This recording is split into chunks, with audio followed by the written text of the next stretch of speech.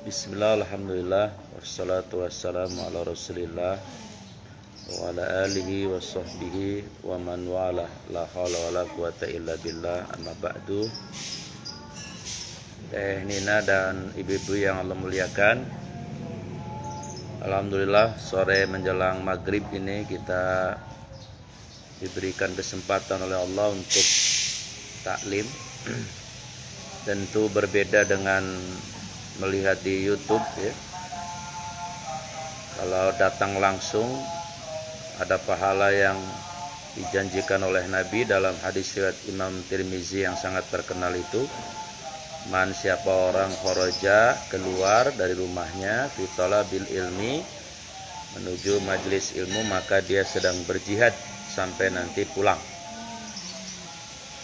Yang kedua, tentu setiap langkahnya menuju majelis ilmu itu diberikan juga pahala dan digugurkan dosa-dosa kita ya. Yang ketiga, kita sedang didoakan oleh makhluk-makhluk Allah seperti ikan dan burung ya. Dan yang keempat, kita bisa bermuajahah satu dengan yang lain. Ya, tentu ibu-ibu sudah saling salaman tadi. Hadisnya juga jelas.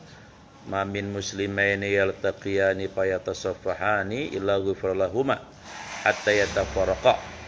Siapa orang Islam ketemu bersalaman, maka gugur dosa-dosanya.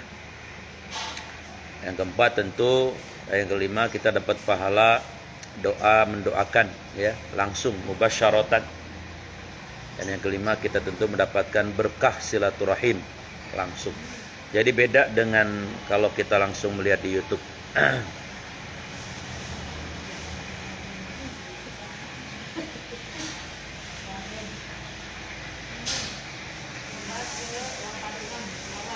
Kita lanjutkan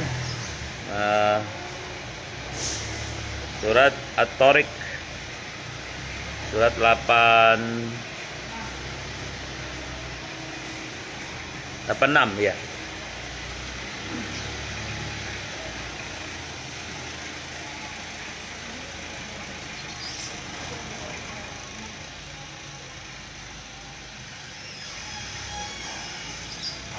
At-Tariq ya, itu artinya yang datang di malam hari ya, yang datang di malam hari itu namanya At-Tariq.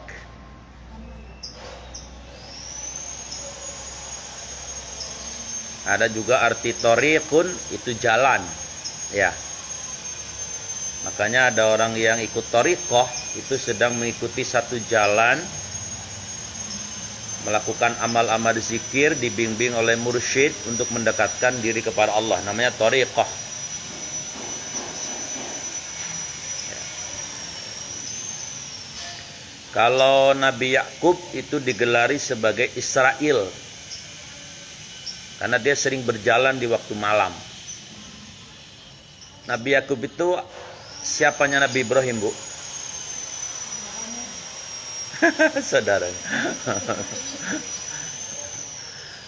Cucunya Nabi Yakub kan ayahnya Nabi Ishak. Nabi Ishak ayahnya Nabi Ibrahim. Kalau Nabi Yusuf siapanya Nabi Ibrahim? Cicitnya. Karena Nabi Yakub punya anak 12. Yang 2 Yusuf dan Bunyamin. Yang 10 ada Yehuda, makanya namanya agama Yahudi. Itu sebetulnya dikaitkan dengan anak Nabi Yakub yang kedua, yang paling tua, namanya Yehuda ya, karena dia sangat berpengaruh. Biasa kalau anak tua laki-laki itu berpengaruh ya, terutama kalau rebutan warisan ya. Wah, itu biasa anak tertua, gua anak tua, gua anak laki gitu kira-kira. Lu kudu nurut ya. Asbabun nuzul surat ini adalah dari hadis riwayat Ibnu Abi Hatim dari jalur Ikrimah radhiyallahu an. Jadi ada seorang tokoh kafir namanya Abul Asad. Itu sombongnya luar biasa. Punya kalau ketemu Nabi, Nabi dikecilin banget. Orangnya emang kaya ya. Namanya Abul Asad. Namanya orang kafir, sombong emang wajar ya. Namanya juga orang kafir. Kalau orang Islam sombong agak boleh. Mengapa orang Islam nggak boleh sombong, Bu? 4, alasannya 4. Masih ingat nggak? 1, alasan teologis. Maksudnya dalil. Alasan teologis.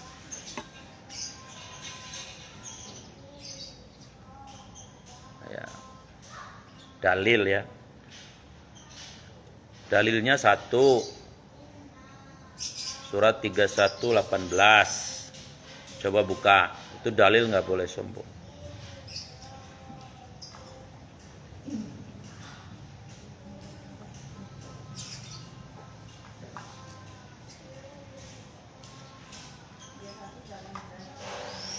Surat 31:18.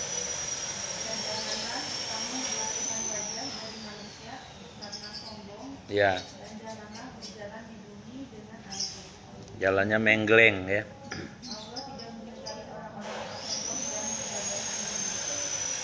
Biasanya ciri orang sombong itu suka berpaling mukanya. Balik kalau ngelihat yang gagal level, gua gagal level sama lu pada dah. Lu mah makanannya toprak sama rengginang. Lu gua mah pizza. Lain. Gak boleh itu sombong. Yang kedua dalilnya, ya itu surat An-Najm ayat 32. Surat 53 ayat 32. Buka lagi. Ya. An-Najm 53 kan? Ayat 32. Di ujungnya tapi bukan di awalnya. Sok yang ketemu dibaca. Ya. Fala tuzakku anfusakum wa a'lamu bimani taqwa, ya. Janganlah kamu merasa lebih baik, lebih suci, lebih bersih, lebih ahli surga, lebih cantik, lebih pinter, lebih kaya, lebih luas rumahnya, lebih lebar jilbabnya. Karena apa? Yang paling tahu kualitas kita siapa? Jadi kita nggak boleh mengklaim. Itu larangan ya.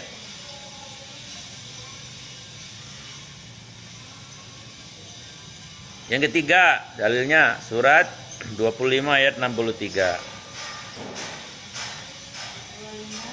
63.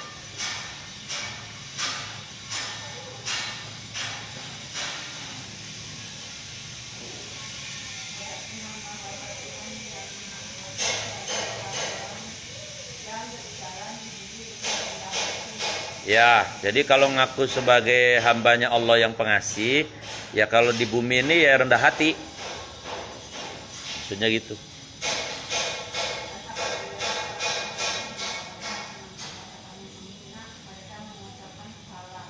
Ya kalau dijahilin, ya udah maklumin aja dia mah. Kalau Nabi kan doain, kita sih nggak doain amat, ya maklumin aja. Dari yang keempat, hadis riwayat Imam Muslim yang artinya Allah tidak masukkan ke surga siapa yang di hatinya ada sebiji sawi kesombongan. Jadi secara teologis nggak boleh.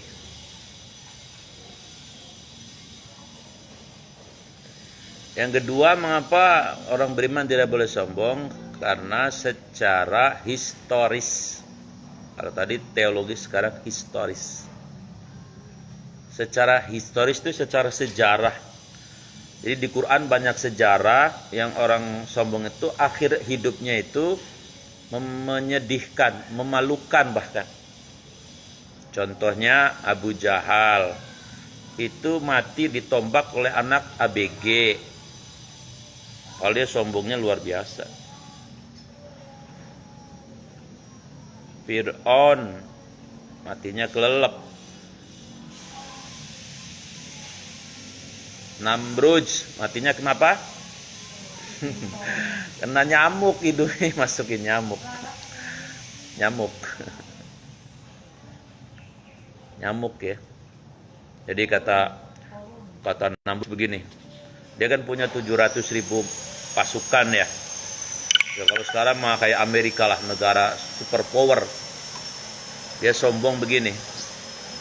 Itu siapa tuh? Si Ibrahim suruh menghadap saya. Sebelum Nabi Ibrahim menghancurkan apa namanya? Betung. Ada yang melewatkan yang lain setelah menghancurkan. Setelah Nabi menghadap, ada apa Namrud?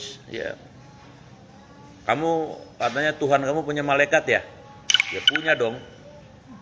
Kalau gitu malaikat Tuhan kamu suruh ngadepin tentara saya 700.000 dah. Berani nggak katanya? Waduh, kata Nabi Ibrahim, orang belagu bener. Kalau bahasa kitanya gitu. Hanya Nabi Ibrahim, tunggu kata Nabi Ibrahim. Nabi Ibrahim lalu munajat, berdialog dengan Allah. Hentikanlah kecongkakan dia. Sudah nyundul sombong sampai ke langit ya. Nantangin malaikat. Apa kata Allah? Him, ya namanya nabinya ya. Kamu santai aja. Ini urusan saya kata Allah.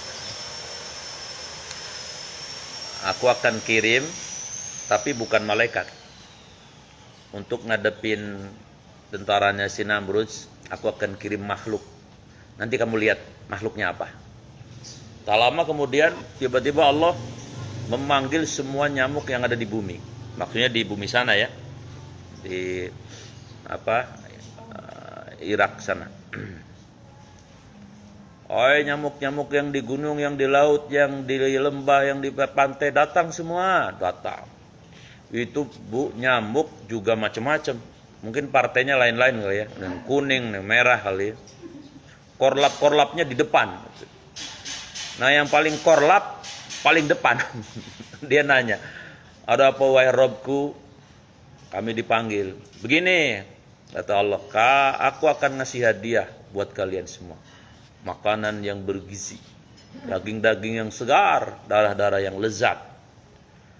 Wah, terima kasih ya Allah. Daging di mana? Darah siapa? Tuh, tentaranya Namrud 700.000 itu sterek-sterek. Karena makannya bergizi semua. Terus kami ngapain ya? Habisi mereka. Sebelum kalian datang, aku beri dulu senjata. Aku akan beri kalian kekuatan, tubuh kalian walaupun seuprit, tapi bisa menembus baja. Wadaw, gegirangan nyamuk. Wah, kata korlap, serbu datang. Itu tentara nyamuk lagi pada santai depan istana kan, lagi pada ngerokok, ngobrol. Begitu ngeliat nyamuk jutaan lah keder. Udah gitu nyamuknya kuat banget lagi. Pakai senjata dia anin nggak mati gitu. Singkat cerita, matilah si tentaranya si Namrud. Nah, ternyata si Namrudnya lari ke istana. Nah, lalu kemudian kata Allah pada si korlapnya, nggak usah kejar, biarin suruh masuk ke istana. Tungguin aja 3 hari. Kalau 3 hari dia belum keluar, ya nanti kamu masuk ya.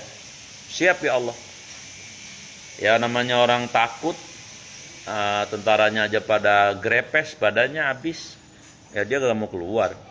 Singkat cerita masuklah memang gitu. Begitu masuk, lalu dia masuk mencari jalan masuk yang paling mudah. Hanya ketemu hidungnya si Namrud, kan hidungnya gede, hidung orang Arab tuh. Hidung boros kan. Kalau hidung saya minimalis, jadi efisien, ya, solider kepada yang lain. Masuklah ke hidungnya. Kata Allah, makan semua isinya. Mohon maaf, sampai otak-otaknya dimakan. Sampai habis disedot, tumbang. Ini sejarah ya. Jadi tadinya dia itu sombongnya kayak Fir'aun sama, luar biasa. Sepanjang sejarah orang yang biasanya sombong, ibu kenal Kemal Atatürk enggak? Yang merubah khilafah Utsmaniyah menjadi negara sekuler. Saking sekulernya, bahasa Arab dihapus, jilbab tidak boleh dipakai, bahkan azan saja dirubah pakai bahasa Turki. Harusnya Allahu Akbar diganti menjadi Allah buyuk, ambil begitu. Meninggalnya ibu, masya Allah, dia sakit kayak sakit raja singa gitu, itu bertahun-tahun dan bau, baunya badannya itu kalau nggak dokter nggak sanggup lah, baunya bau kayak bangkai, saking bingungnya ya nggak mati-mati, udah kayak gitu nggak mati-mati, akhirnya itu nggak dikubur dia mah matinya, jadi di apa namanya itu dicor tuh, kasih ranjangnya langsung dicor aja. Itu katanya waktu hidup waktu sakitnya gelempang, nggak bisa tidur setiap ya orang sakit, mohon maaf, bernanah di dalam ya, kayak raja singa itu apa aid kayak gitu. Itu karena saking dosa, bukan saking dosanya, saking bencinya sama syariat Islam. Coba aja ibu cek ntar, orang yang di Indonesia paling benci dengan syariat Islam, coba nanti cek bareng-bareng. Nenek-nenek kayak biasa, nenek-nenek tuh biarin. Nenek siapa maksudnya, terserah nenek siapa. Kalau ada nenek-nenek benci sama syariat Islam, coba lihat nanti kayak apa dia. Kalau nggak gosong. Tapi biasanya yang benci syariat biasanya awet emang biasanya. Ya. Untuk polisi yang bunuh 6 FPI, coba nanti matinya kayak apa. Jadi bukan hukum karma, nggak ada karma orang Hindu ya. Kalau Amitabh Bachchan, Shahrukh Khan, Dharmendra, Jitendra, Anil Kapoor, Shakti Kapoor, itu karma. Tapi kalau di dalam Islam adalah namanya al-mazlum, az-zalim. Jadi Allah akan membalas kezoliman orang-orang yang zalim. Allah akan membalas kezoliman orang yang zalim. Kalau nggak di akhirat, di dunia. Hah? Apa? Oh, muhabalah mah sumpah. Itu mah kita merasa dizalimi, bermubahalah namanya. Bersumpah dengan menyebut nama Allah. Kalau kita benar, ya hancurkan musuh kita. Kalau kita salah siap kita dihancurkan oleh Allah. Mubahalah namanya. Apa namanya? Kalau kita kan generasi Orde Baru juga kan dulu ngalamin ya. Ya kita ngalamilah generasi Orde Baru. Itu ya Allah begitu kuatnya ya Orde Baru ya. Ya Allah. Kalau menyebut tentara kita rasanya geget gitu ya. Takut sama tentara dulu ya. Zaman Orde Baru, zamannya Pak Harto, luar biasa. Ya, tetapi akhir dari kejayaannya, ya sama anak mahasiswa kan, turunnya gitu kan. Dan mohon maaf, tidak hanya turun, tapi martabatnya betul-betul dijatuhkan keluarganya sampai hari ini kan. Coba Bu, kalau ada ustadz radikal itu biasanya kalau nggak teroris berarti cendana, pasti cendana yang tertuduh melulu gitu. Walau cendana udah ngapa-ngapain. Itu orang-orang liberal suka mengaitkan cendana itu kayak Ustadz Tengku Zulkarnain itu difitnah dibiayai cendana. Banyak ustadz-ustadz yang lurus itu difitnah, cendananya difitnah, ustadznya difitnah. Ya, mungkin tadi ya kezaliman penguasa Orde Baru dulu ya. Wajar kalau Allah menggugurkan dosa-dosa mereka dengan cara dizolimi lagi gitu. Ini juga sama, ini zolimnya luar biasa, nyundul juga. Nanti juga akan Allah kan nggak ngantuk, Allah nggak tidur kan? Gitu. Nah. Kalau ibu ngeliat film Mat Hitam, pernah ngeliat nggak? Kalau nggak ngeliat, ya nggak usah cerita saya, nggak nyambung nanti. Jawara yang ya Allah, hobinya mohon maaf ya, nyariin bini orang yang cakep. Tapi sakti mandraguna gitu kan. Meninggalnya hina. Ya udah nggak usah cerita karena ibu nggak ngeliat. Jadi intinya kenapa tidak balas? Karena sejarah menyebutkan pasti dibalas oleh Allah. Pasti. Ya, kezoliman apapun. Yang ketiga, mengapa tadi namanya nggak boleh sombong itu adalah secara sosiologis. Kalau tadi teologis, yang kedua historis, secara sosiologis, secara sosial. Jadi dalam kehidupan sosial, ya, ada golongan manusia yang disukai oleh semua. Disukai Allah, disukai malaikat, disukai nabi, disukai orang, bahkan disukai kucing. Siapa? Orang gak sombong. Loh kok kucing suka? Iya. Sebab kalau dia beli sayur, beli ikan bandeng, dia niat palanya buat kucing. Tapi kalau orang yang pelit, kucingnya nungguin dari jam 8 pagi sampai zuhur. Lah orang kebagian pisan ini ya. Di presto. Diketawa lagi, ngerasa kali ya. Niatin dong kalau belanja ikan, di rumah ada si empus nih. Dapat, dia kan nungguin dia. Ya kita nggak ngeliat kucingnya, yang punya kucing siapa? Allah kan gitu. Jadi secara sosial orang yang tidak sombong itu disukai semuanya. Gitu ya. Tapi orang yang nggak mau gaul, milih-milih, ya, serba harus dibedain. Itu biasanya walaupun orangnya nggak ngomong, temennya, tapi di hati mah gedeg. Lagu lu separtner nih, kira-kira gitu. Baru gue punya Lamborghini, lu udah lagu lu udah separtner gitu. Gak suka, walaupun nggak ngomong. Ya, tapi banyak yang nyumpain biasanya. Kalau mau masuk ke rumah pengennya buru-buru, wah pintu pagarnya planet, pembantunya sampai kaget jantungan. Di hati mah dia nyumpain pembantunya mati lah, cuma kagak ngomong aja. Sombong, namanya nggak menghargai orang lain. Nah yang keempat, kenapa nggak boleh sombong? Secara logis, secara logika, kan semua titipan. Berarti kan nggak boleh sombong. Yang kita punya kan bukan punya kita semua ini. Ya, warungnya Bu Adi bukan punya Pak Adi. Sebenarnya mah titipan. Ya. Fotokopi ada nggak nih fotokopi? Datang nggak? Mana fotokopi? Fotokopi bukan punya ibu.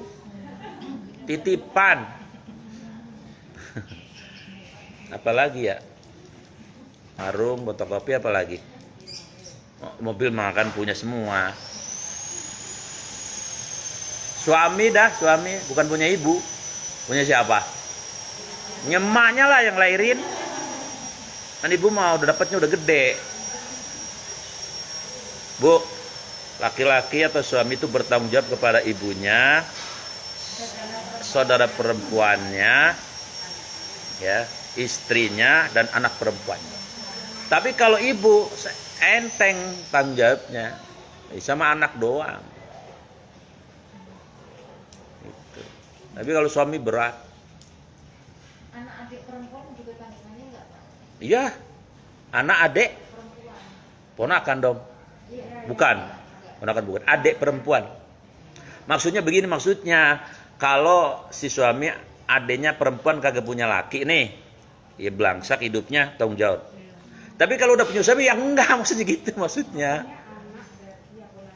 Ponakan kagak. Kecuali tadi si itunya meninggal. Ibunya, nah dia tanggung jawab, walinya. Lebih utama istri atau adik perempuan? Apanya? Suaminya. Istri lah.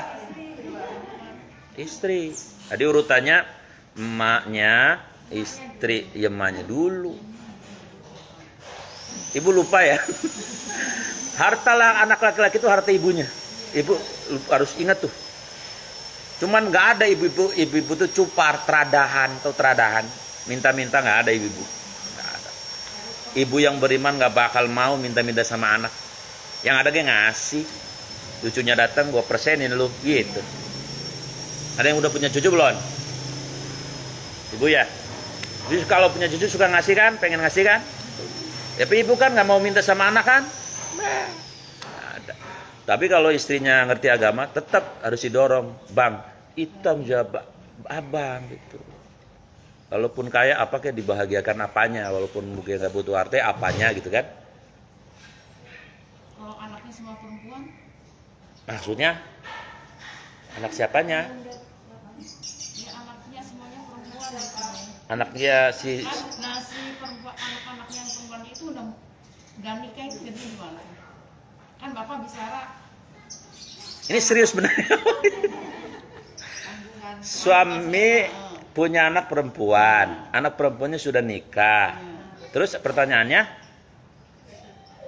Pertanyaannya apa? perempuannya itu jadinya gimana? Apa? Oh, anak perempuannya Ya, sudah diserahkan kepada suami.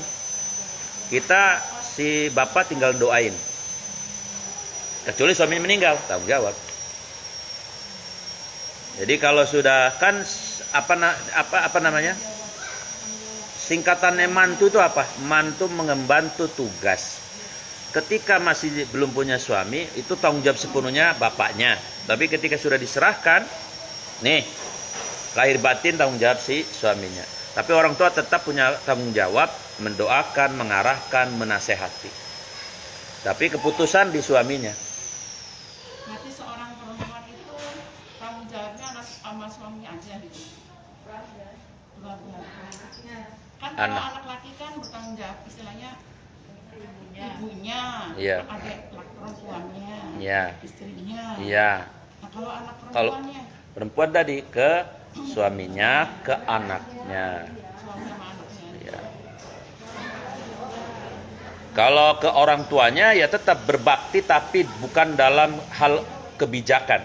Mendoakan orang tua seumur hidup tetap. Berbakti kepada orang tua seumur hidup tetap. Membahagiakan mereka seumur hidup tetap. Tapi soal kebijakan itu keputusan yang paling berhak suaminya, bukan bapaknya. Tapi bapaknya menasehati. Ini nyambung nggak ini? Bagus lah, sambung pakai rapi ya kalau belum nyambung. Baik, tadi asbabun nuzul ya. Sekarang Kalau anaknya itu sampai tua juga belum nikah, bapaknya tetap walaupun bapaknya udah angkongkong juga. Ya. Kalau bapaknya meninggal, ya datuknya meninggal, adik kakak laki-lakinya, kalau enggak pamannya. Dan wali itu ada 4 wali nasab ya. Mungkin pertanyaannya begini dikembangkan. Kalau kan di surat Yasin dijamin ya. Subhanalladzi khalaqal azwaja kullaha. Maksudnya Allah yang telah memberikan pasangan kepada setiap yang diciptakannya. Kok ada wanita atau laki-laki nggak nikah? Ya tetap dapat pasangan. Di mana? Nanti di akhirat. Kecuali orang kafir. Umpamanya Marilyn Monroe ya, nggak kawin, ya sudah. Ya mau orang kafir. Tapi kalau si Markona nggak nikah, dia muslimah, dapat nanti pasangannya. Jodohnya di surga. Nah, di surga juga ada laki-laki surga. Ada wanita surga yang instan diciptakan, ada laki-laki juga. laki-laki kan nggak ada masa idah ya. Kalau Kene atuh. Teu aya idah nanti. langsung Istrinya meninggal jam 5 ini. Jam 5 10 menit nikah boleh. Tapi kalau nggak mau disai blok air comberan sama sematuan. Leilokan. etika Ya ya. ada kan syariat tidak hanya hukum. Ada akhlak kan. Ada rasa asy'ur. Ya, kecuali dibuat dari batu kolar lah, kita nggak punya rasa. Kalau perempuan 4 bulan 10 hari. Tapi ini suka mohon maaf nih. Jangan salah memahami. Ida itu wanita kudu ngejentel baik di rumah, kagak begitu pengertiannya. Tetap beraktivitas seperti biasa apabila tidak melanggar udzur syar'i. Kalau dia memang perawat, ya kerjanya jadi perawat. Asal jangan belak-belok. Habis jadi perawat, ngelancong kemana? Tak boleh. Sesuai dengan jalurnya. Jadi guru yang ngajar. Ya, tapi tidak boleh macam-macam. Beli sayur. Karena mohon maaf, ada di dekat rumah saya ada. Salah memahami gurunya salah kali. Lo di rumah beuplak. Ya bengek lama-lama. Kalau rumahnya gede, kayak orang Melati. Kalau rumahnya sempit, gimana? Boleh kemana juga boleh, asal tadi niatnya adalah fisabilillah, karena Allah. Itu ya maksudnya ya. Jadi tidak melakukan safar yang tidak ada dasarnya, itu yang dilarang. Main-main ke temen nggak boleh dulu kalau masih idah. Kan kita suka main. Yuk kita beli mie Aceh sono, kan suka ngabring sono kan ya. Nah, itu kagak boleh.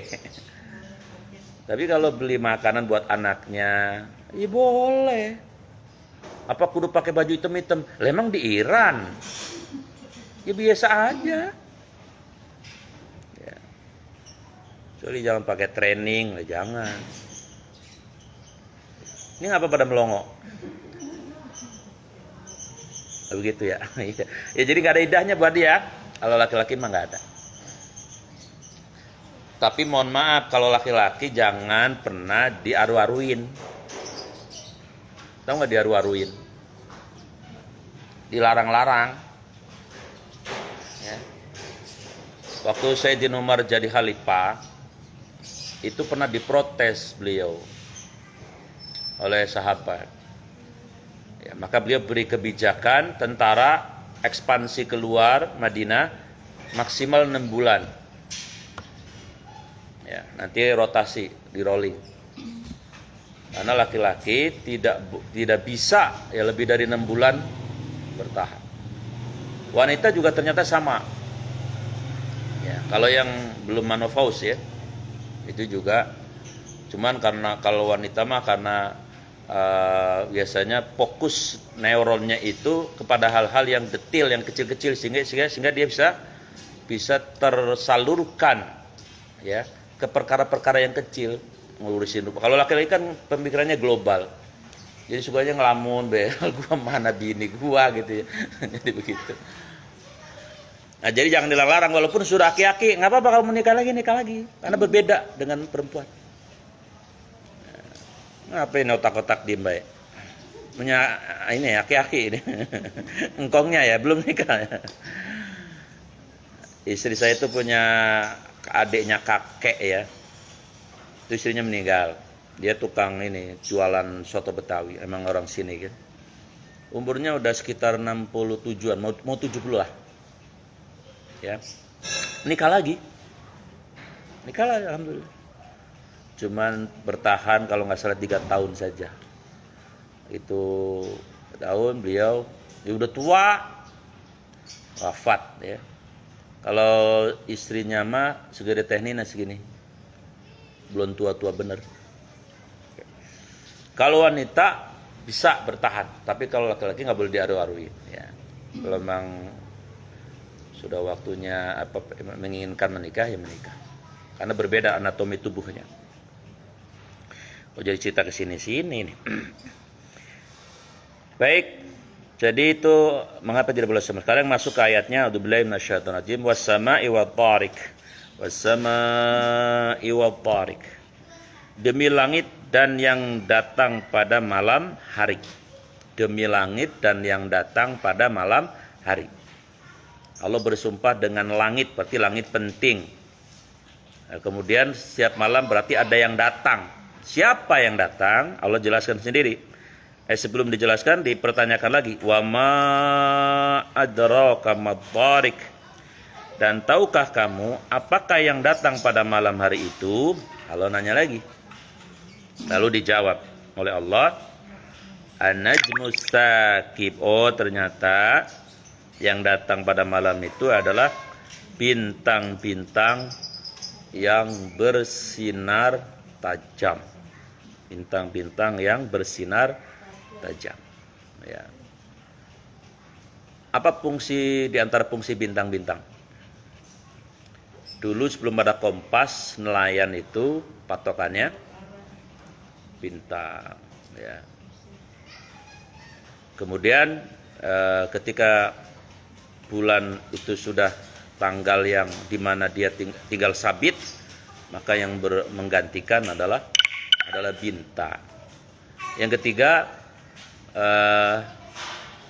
jin-jin yang disuruh oleh dukun-dukun untuk mengintip ya berita atau informasi dari langit itu diserang oleh meteor dan bintang. Ya, kemudian oleh orang-orang yang tanda petik mengandalkan kepada perakiraan, maka bintang dijadikan sebagai kaitan dengan nasib ya. Hanya ada ramalan, ada piskes, ada macam-macam ya. Kadang-kadang cocok, tapi kita tidak boleh meyakini walaupun cocok. Misalnya Bunda Sela apa bintangnya? Sagittarius. Lambangnya apa? Mana? Cocok benar keadaannya. Iya, rezekinya lagi banyak, berarti dipanah rezekinya. Tapi jangan percaya. Itu mah kebetulan aja. Kalau saya Aries itu kambing, ya. Ya. Berarti saya belum mandi jadi bau kambing. Cocok. Nggak ada kaitan. Kalaupun pas cocok ya itu kebetulan saja, ya. Jadi bintang punya fungsi banyak. Bahkan salah satu nama yang baik biasanya diambil oleh orang Islam adalah nama bintang. Misalnya presenter paling terkenal perempuan di Indonesia siapa namanya? Perempuan. Najwa. Najwa itu artinya bintang kecilku. Sihab ya marganya Pak Sihab. Najwa. Ya, kalau nujum itu adalah ramalan. Lalu berikutnya ayat berikutnya adalah falyangduril insanu mim. Oh iya. Kul in kullu nafsin lamma 'alaiha hafiz. Ya. Setiap orang pasti ada penjaganya. Nah, ini dia nih. Bu, ketika kita bayi ya lahir itu Allah langsung kirimkan korin. Makanya kenapa bayi waktu lahir nangis? Kalau perspektif medis karena perubahan temperatur, tadinya hangat jadi tiis ya. Tapi perspektif spiritual religi ya, ketika bayi lahir itu disentuh oleh korin. Lalu si korin ini akan menemani bayi ini sampai mati. Korin. Sampai mati. Tapi alhamdulillahnya Allah juga kirim malaikat sebagai penasehat kita. Makanya selalu berperang. Kalau si korin alladzi yuwaswisu fi sudurin nas, dia membisikkan keburukan terus kepada kita. Kalau malaikat sebaliknya membisikkan yang baik-baik. Ibu mau ngaji ini bisa jadi dibisikin malaikat juga. Salah satu kontributornya malaikat. Tadinya mau nggak ngaji, nggak ngaji juga nggak apa-apa sih, di rumah juga enak. Tadinya begitu. Tapi kata malaikat, sayang pahalanya gede banget. Tapi kata si setan, lagu lu bukan ustazah ini, kata setan. Kata malaikat, ya bukan ustazah juga kan kewajiban. Nah terus ngaji dah, begitu tuh. Apa dalilnya kita dikasih korin? Pertama hadis riwayat Bukhari Muslim. Pada saat para sahabat sedang kumpul, Nabi ditanya, ya Rasul, apakah setiap manusia diberi pendamping setan? Kata Nabi, iya. Sahabat nanya lagi, termasuk Anda kah ya Rasul? Iya. Hanya setan yang mendampingiku masuk Islam. Jadi Nabi mah setan masuk Islam. Jadi Nabi nggak pernah dibisiki yang buruk-buruk. Lah kita setannya kan CS. Saya mau nanya, kalau gitu setan korin kalau ibu tidur ikut nggak? Lihat nggak? Lihat. Kalau campur sama suami ngelihat. Makanya kalau kita baca Allahumma jadibna syaitan, dia pergi. Tapi kalau enggak, ya kolaborasi. Itu dalilnya. Dalil yang kedua surat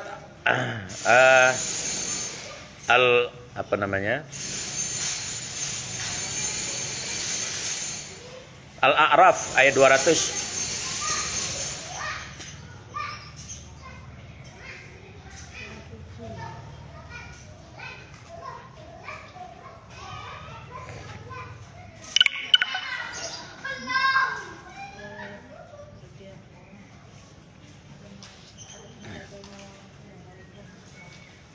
Ada nggak? Coba baca.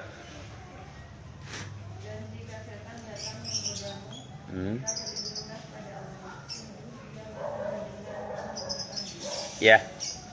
Jadi setan itu pasti datang kepada kita tadi. Sikorin. Maka kita disuruh untuk berlindung.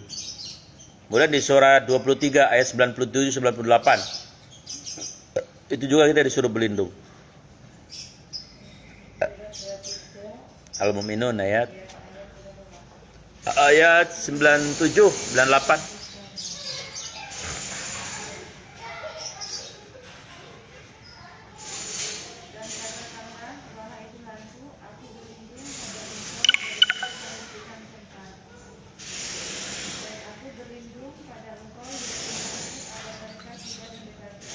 Jadi ini menandakan setan kori itu ada, lalu kita disuruh berlindung dari kehadirannya dia.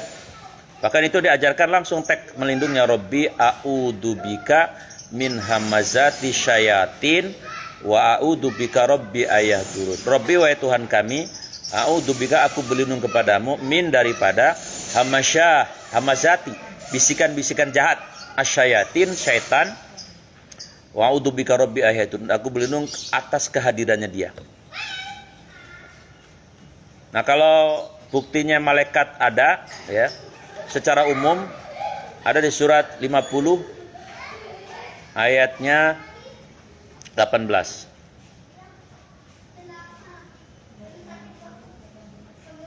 Ya.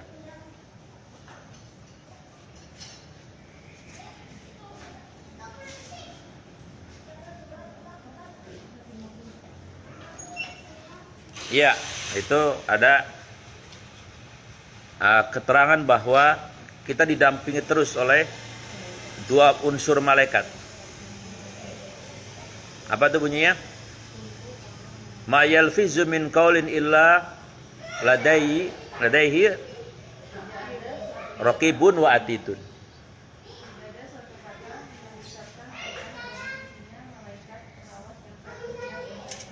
Ya. Jadi malaikat Raqib dan Atid itu membersamai kita ya. Iya. Sampai nanti kita meninggal. Kemudian ada malaikat khusus yang menjadi penasehat kita. Kemudian surat,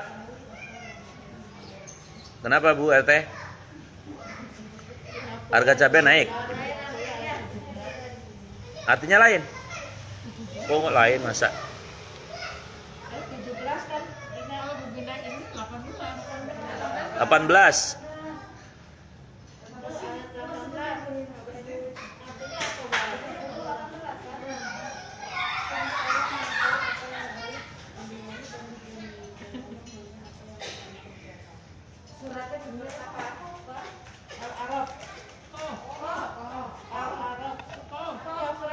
Qaf.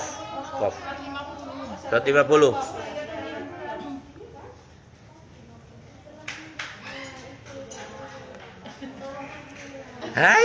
Halah. Saya udah gemeter aja.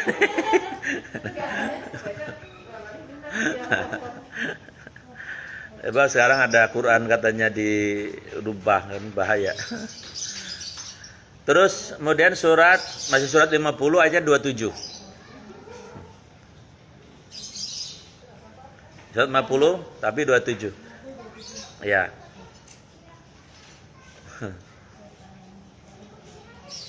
Coba ketemu enggak? Apa? Setan yang terus?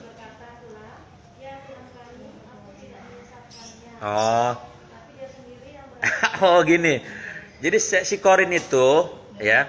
Nanti kalau ditanya sama Allah, lapor sama Allah, oh saya mah nggak ini sih, saya kan cuma ngerayu gitu kan. Dianya sendiri gitu. Makanya nanti gini, ada hadis meriwayatkan nanti di neraka itu ada muktamar besar. Ya.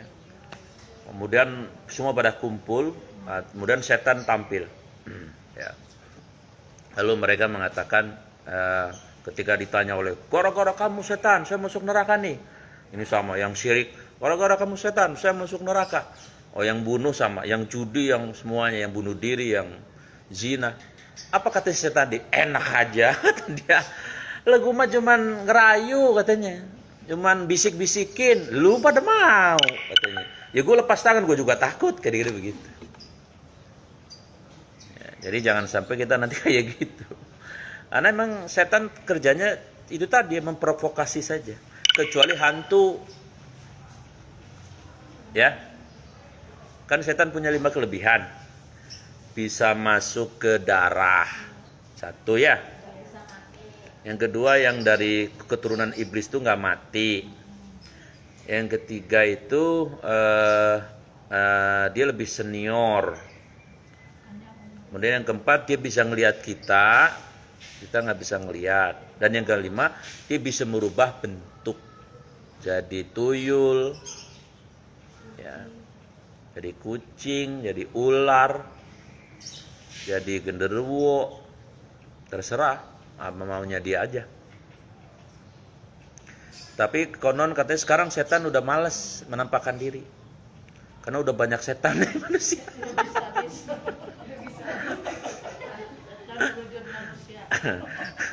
Karena setan dari manusianya udah banyak, tugasnya ringan. Ibu kemarin dengerin Mbak Krisdayanti nggak? Lah coba jadi anggota DPR, Bu. Jadi tanggal 1 16 juta masuk ke rekening. Tanggal 5 59 juta. 5 kali dalam setahun dikirim 450 juta.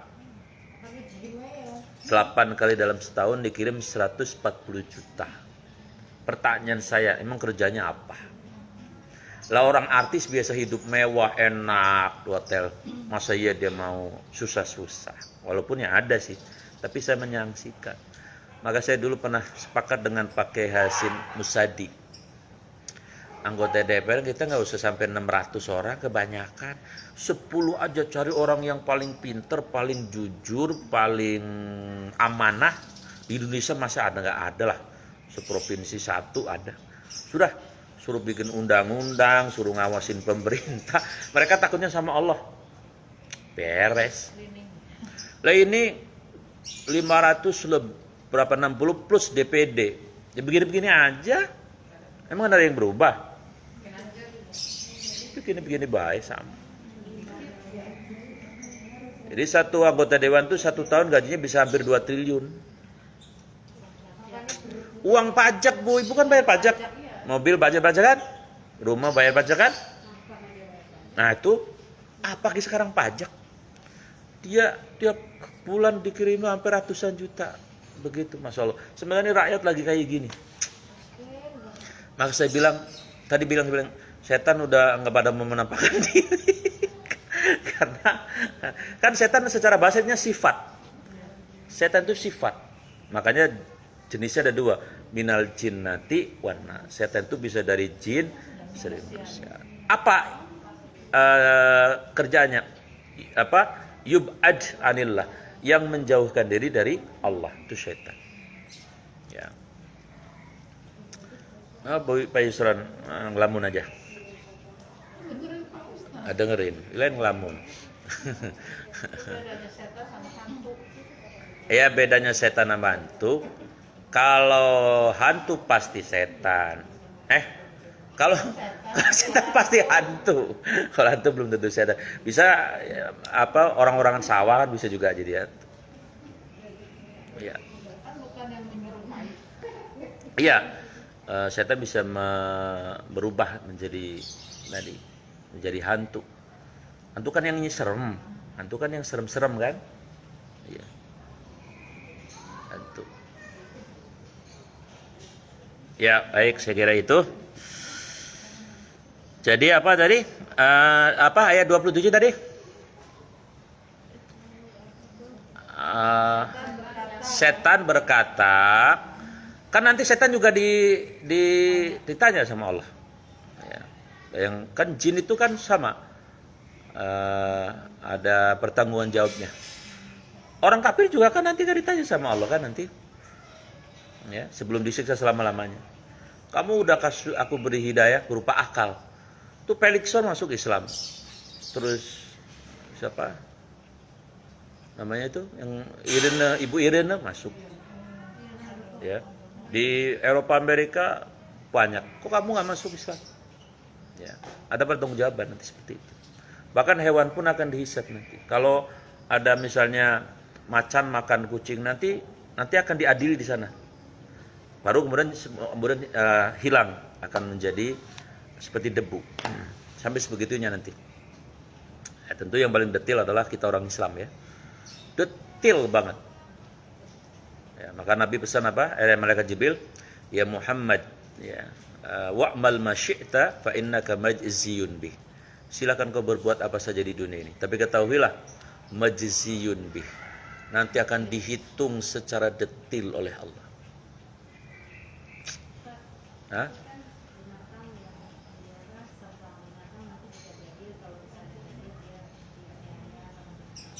Ya. Waduh. Itu luar biasa. Nanti dia pertama akan menjadi orang muflis ya, yang menganiaya ya. Muflis itu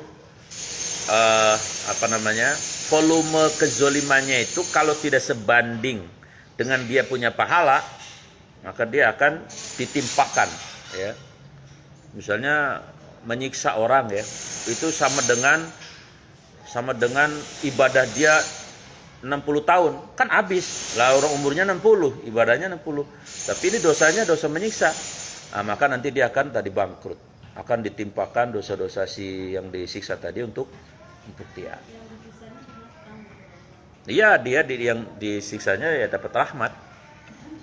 Rahmat dari Allah. Hah?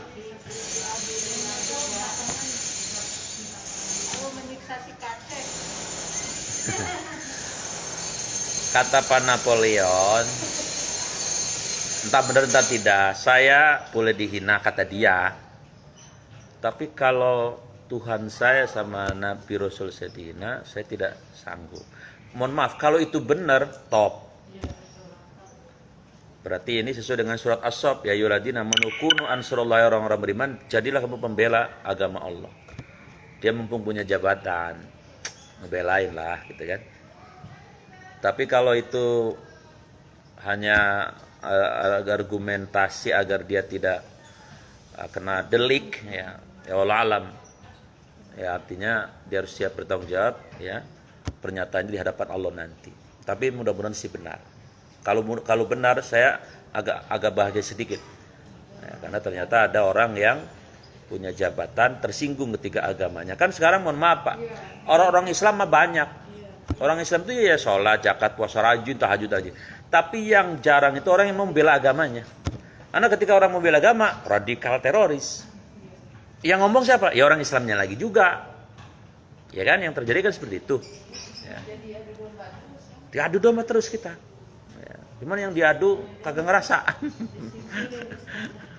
Iya, yang satu diangkat, yang satu dijatuhin, yang satu dibina, yang satu dibinasakan. Yang satu distigmakan radikal, yang satu distigmakan orang moderat. Itu sebetulnya kan kita diadu. Cuman yang diadu nggak sadar. Ya. Karena ditutup dunia. Tentu ada yang ditutup dengan dunia, ada justru yang dimiskinkan hartanya. Ada yang dinista, ada yang diangkat. Itu dari zaman Nabi sudah ada model kayak gitu. Ya. Baik, saya kira ini sampai di sini. Mudah-mudahan ada manfaatnya. Kita tutup dengan doa kafaratul majlis. Subhanakallahumma bihamdik, asyhadu an la ilaha illa anta, astaghfiruka wa atubu ilaik. Assalamualaikum warahmatullahi wabarakatuh.